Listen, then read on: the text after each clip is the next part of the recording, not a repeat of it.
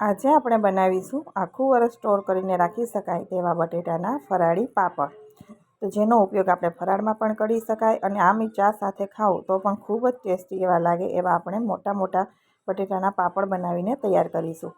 તો એકવાર આ પાપડ બનાવશો ને તો ખીચિયા પાપડ પણ નહીં ભાવે એટલા સરસ બનીને તૈયાર થશે. તો અહીંયા મેં બટેટા લીધા છે. અત્યારે જે વેફરના બટેટા આવે એ જ લેવાના છે, જેથી પાપડ છે એકદમ સફેદ થાય. તો આશરે 3 કિલો જેટલા મેં બટેટા લીધા હતા. તો અહીંયા બટેટા છે એ ધોઈ અને સરસ ચોખ્ખા કરી દીધા છે.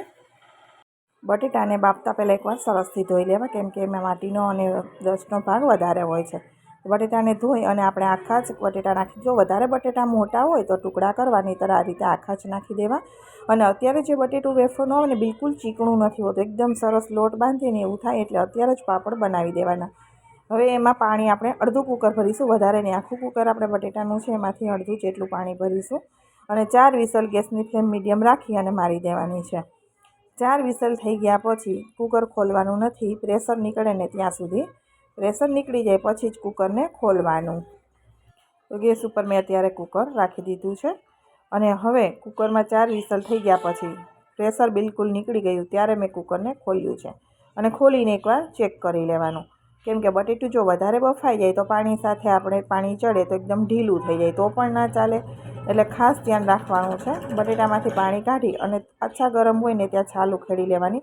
જો વધારે પડતું બટેટું ઠંડુ થાય અને તમે છાલ કાઢો ને તો હાથમાં ચોટતી જ રહે.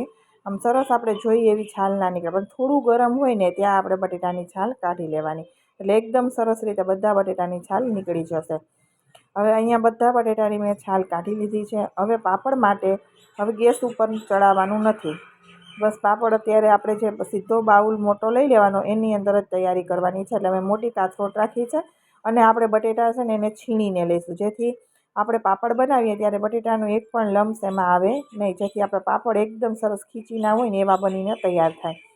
તો બટેટાને ગ્રેટ કરી લેવાના, એટલે પાપડ બટેટાના કોઈ પણ લમ્સ એમાં આવે નહીં. જો ગ્રેટ કરતી વખતે ટુકડો નીચે જતો રહ્યો હોય ને તે પણ પકડીને પાછો ગ્રેટ કરી દેવાનો, એટલે બધા જ પાપડના છે એકદમ સરસ એવું આપણું તૈયાર થાય. તો આ રીતે બધા બટેટાને હું ખમણીમાં છીણી લઉં છું. તો અહીંયા બટેટા તૈયાર થઈ ગયા છે અને હવે આપણે એની અંદર મસાલા કરીશું.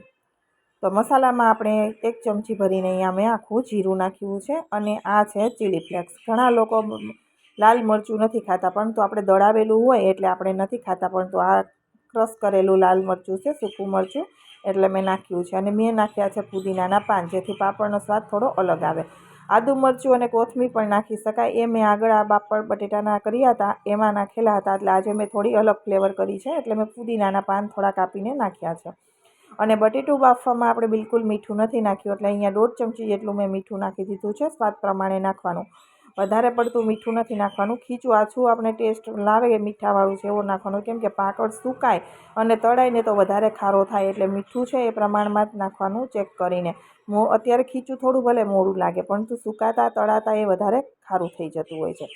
હવે બટેટા એકદમ સરસ છે ને એટલે ચીકણા નથી લાગતા, એકદમ સરસ રીતે આ રીતે મિક્સ થઈ જશે અને જે રીતે આપણે રોટલીનો લોટ કરતા હોય ને એવું તૈયાર થઈ ગયું તમે જોઈ શકો. હમણાં આપણે એના લુવા પણ બાળી લઈશું.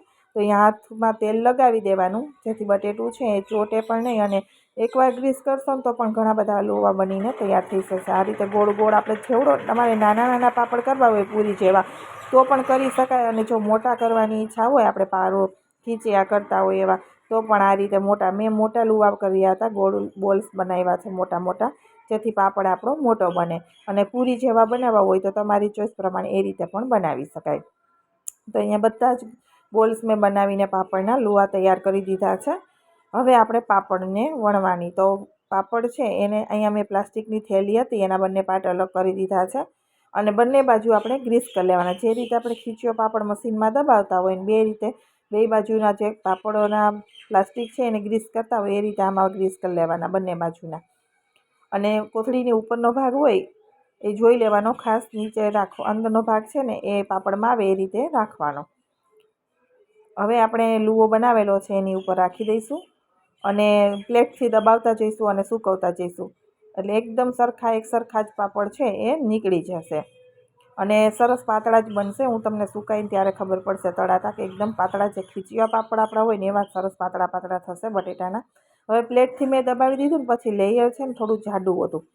તો આ રીતે મેં આંગળીથી, આ બટેટાના પાપડમાં તમને મજા એટલી આવે, ફટાફટ થઈ જશે ને આંગળીથી ખેંચો ને તો પણ એકદમ સરસ રીતે ગોળ થઈ જશે. કેમ કે માવો છે ને એ બધો આપણે ગ્રેટ કરેલો છે એટલે એની મેળે એ ચાલતો જ રહેશે. અને આમાં વેલણ ફાવે નહીં તો પણ તો તમને જો પ્રેસ મશીન હોય પાપડનું એમાં દબાવીને ફાવે તો એમાં પણ કરી શકાય.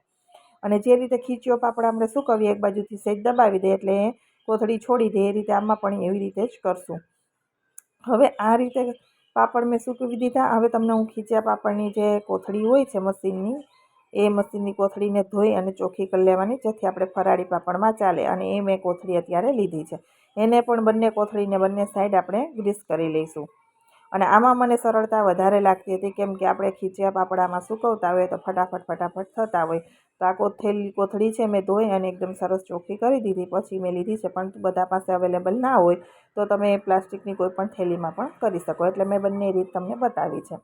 હવે પ્લેટ લઈ અને આ રીતે આપણે દબાવી અને હાથથી પોળું આ રીતે કરી દેવાનું. જો વેલણથી તમને ફાવે, કોઈ બીજી વસ્તુથી વાટકી કે ફેરવવાથી ફાવે તો કરવાનું, પરંતુ મને આંગળીથી આ રીતે વધારે સરળતા રહે છે એટલે હું આ રીતે જ ફટાફટ પોળા કરી અને સૂકવી દઉં છું.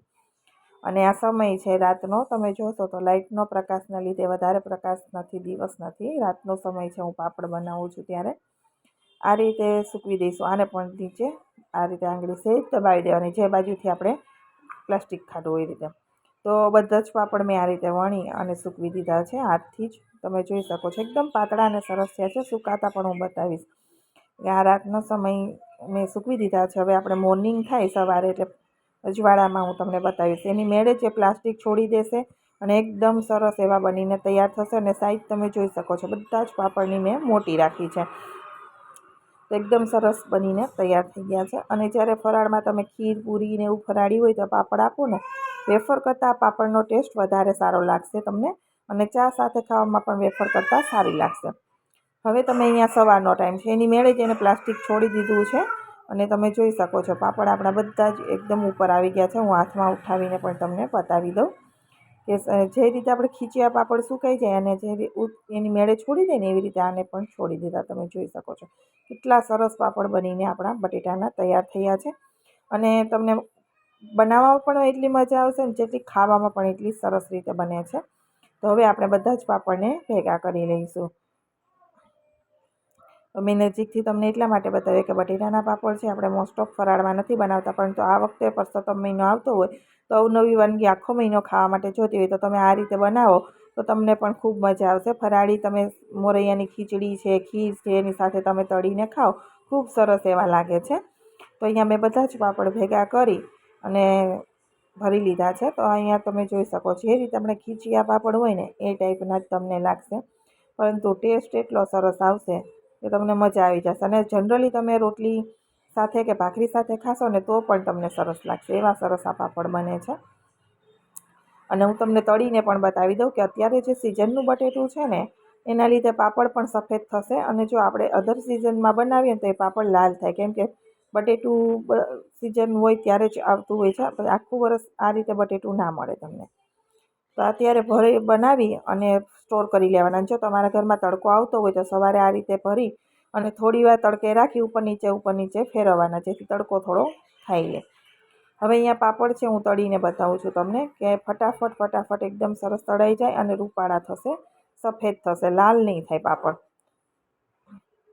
તો આ બધા 2-3 પાપડ હું તળીને તમને બતાવી દઉં કે પાપડ તમે જુઓ એકદમ સફેદ, આપણે જે રીતે ખીચી ના હોય ને એવા સરસ મજાના સફેદ પાપડ થશે. સાબુદાણા કે કંઈ વસ્તુ નથી નાખીને તો પણ એકદમ સરસ એવા આપણા પાપડ થશે. તો આ સિઝનમાં જરૂરથી બનાવી લેવા. અને જો તમને મારા પાપડની રેસીપી પસંદ આવી હોય તો મારી ચેનલને સબસ્ક્રાઈબ જરૂરથી કરજો. વિડીયોને વધુમાં વધુ લોકો સાથે શેર કરજો. અને કોમેન્ટ બોક્સમાં પણ જણાવજો કે તમને મારા પાપડની રેસીપી કેવી લાગી છે. તો આ રીતે બનાવી આખું વરસ સ્ટોર કરીને ખાઈ શકાય એવા આપણા એકદમ સરસ એવા બટેટાના પાપડ બનીને તૈયાર થઈ ગયા છે. અને એકદમ સરળ રીત અને ટેસ્ટી પણ ખૂબ એવા. તો અહીંયા આપણે તળીને તૈયાર કરી દીધા છે. તો મેં સૂકવ્યા નહોતા તડકે તો પણ પાપડ રાતે પંખામાં જ નીચે સૂકવી દીધા હતા. પંખો પણ ધીમો 2 ઉપર રાખેલો હતો તો પણ એકદમ સરસ આપણા પાપડ સુકાઈને તૈયાર થઈ ગયા છે. અને જો તડકો આવતો હોય તો બહાર થોડી વાર માટે તડપાવી દેવા. એકદમ ટેસ્ટી એવા પાપડ આપણા બનીને રેડી થઈ ગયા છે. એકવાર તમે પણ ટ્રાય કરજો કે તમારા પાપડ એકદમ સરસ બનશે, અને કેવા બને એ પણ મને કોમેન્ટ બોક્સમાં જરૂરથી જણાવજો. તો મેં તમને નજીકથી પણ બતાવી દીધા છે કે તળાતા પણ આ પાપડ કેટલા સરસ લાગે છે. તમે જોઈ શકો છો કે આપણે થાળીમાં પીસતા હોય ને તો પણ તૂટે નહીં, અને ક્રિસ્પી પણ એટલા. તો ફરી મળીશું આવા જ નવા વિડીયા સાથે. આવજો, બાય બાય.